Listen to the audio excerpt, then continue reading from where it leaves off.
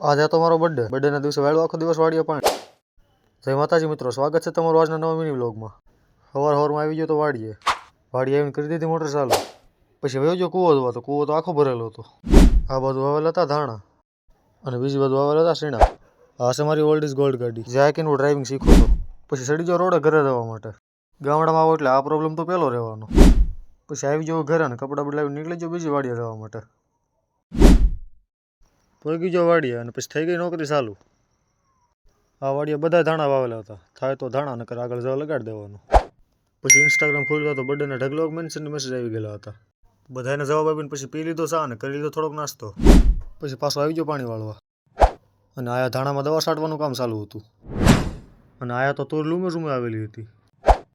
ટમેટા ઘણા આવ્યા હતા પણ હજી કાસા હતા. ને હવે તો રીંગણા કાંટાવાળા આવવા મળ્યા. પછી કામ કરતાં કરતાં થઈ ગયું બપોર, તો હું મારા કાકાનો છોકરો બેસી ગયા જમવા. જમવામાં હતું લીલા ચણાનું શાક, બટાટાનું શાક અને રોટલી. જમીન પાછો આવી ગયો પાણી વાળો.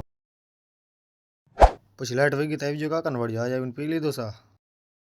કાકાના છોકરા હતા અલગ અલગ જાતના કબૂતરા પાળેલા હતા. ત્યાંથી પછી આવી ગયો મારી ત્રીજી વાડીએ. આયા વાવેલા હતા શીણા અને આમાં તો લીલા પોપટા પણ આવી ગયેલા હતા. પછી મેં પણ થોડાક શીણા તોડીને ખાઈ લીધા. પછી શીણા ખાતા ખાતા હું, મારો ભાઈ અને મારા કાકાના છોકરા નીકળી ગયા અમે ઘરે જવા માટે. પછી લાગી હતી ભૂખ તો વયો ગયો મંચુરિયન લેવા. પછી આવી ગયો ઘરે ને હવે જોવા જાદુ. હે, ये कैसे हो गया?